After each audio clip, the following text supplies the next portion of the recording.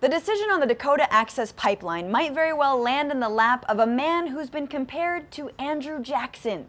Hello, Trump of tears.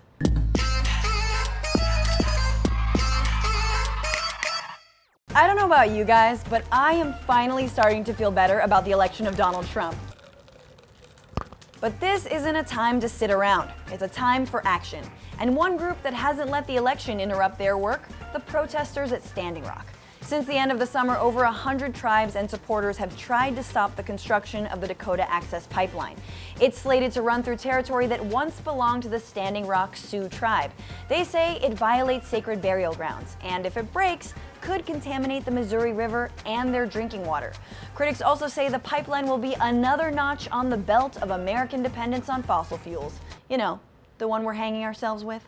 The thing is, the federal body that initially approved the pipeline did so based on an environmental assessment done by the company that happens to be building it. Now under pressure, the Army Corps of Engineers is walking back that approval. Energy Transfer Partners, however, is suing them, which might actually be a good strategy, because embroiling this whole thing in court could delay things long enough for the man who accidentally became president to become president. And when he does, Energy Transfer CEO says the pipeline is in the bag. Oh, it's 100%. 100% that The easement gets granted and the pipeline gets built.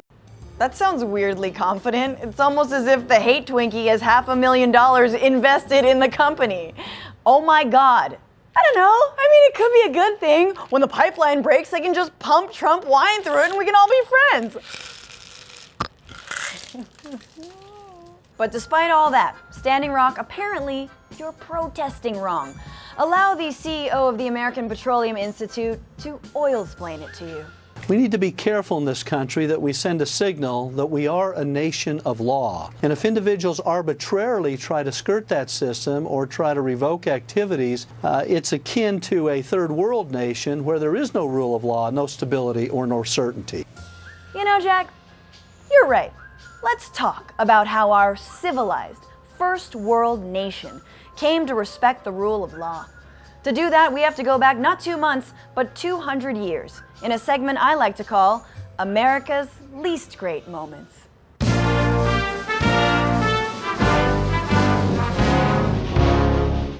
In an America 250 years before the time of Trump, which those were the days, weren't they? The Sioux Nation traveled freely across the Great Plains, hunting buffalo and not Instagramming their kill. There were 20,000 of them, divided into 3 tribal groups. The largest, the Lakota, lived in and around Standing Rock. But the United States, which at the time was only 30 states, got members of the Great Sioux Nation to sign the 1851 Fort Laramie Treaty, which assigned each tribe a territory in which they were to stay and would not be bothered. Just kidding!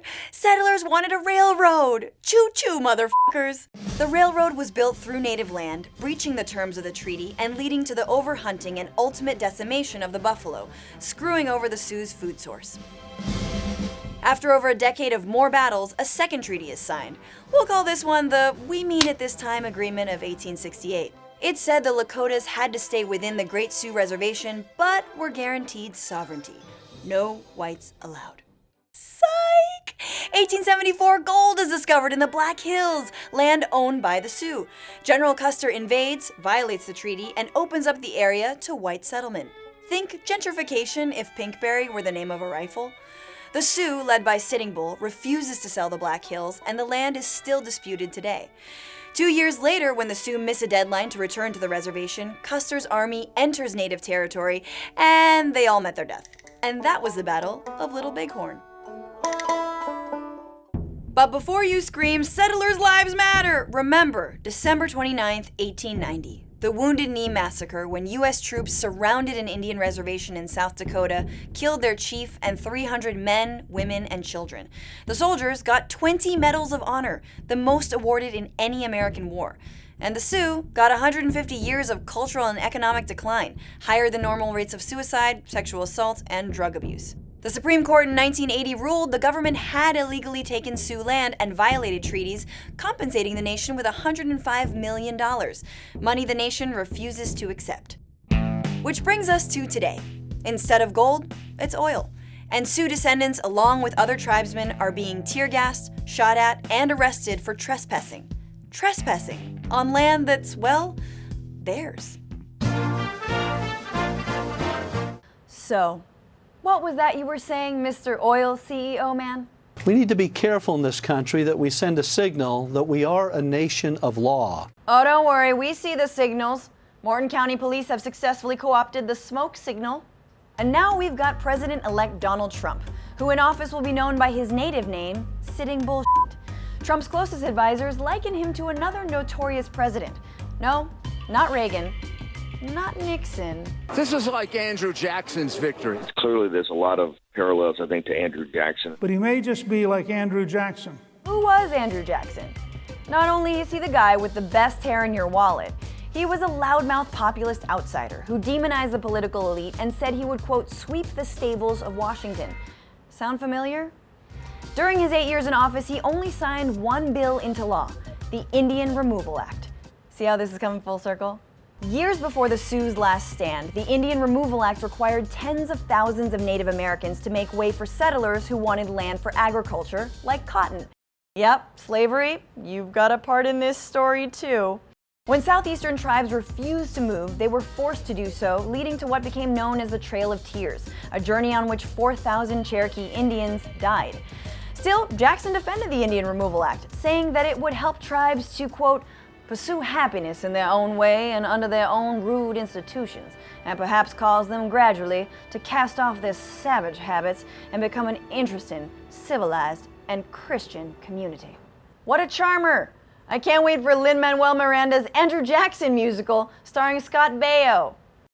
So it's particularly fitting that the battle over the Dakota Access Pipeline comes at a time when Jackson Reloaded is about to be sworn or cussed into office come January. Not only does he have a vested interest in making sure the pipeline is built, he wants to create registries of Muslim immigrants, pursue policies of mass deportation, and has some unforgettable hair. So the next time you hear Trump or anyone talk about the importance of law and order or getting in line and waiting your turn to become an American, just remember,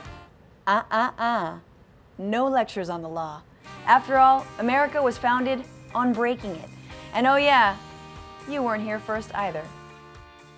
Hey guys, subscribe to Newsbroke because I just poured this ibuprofen Cheetos all over my mouth for you.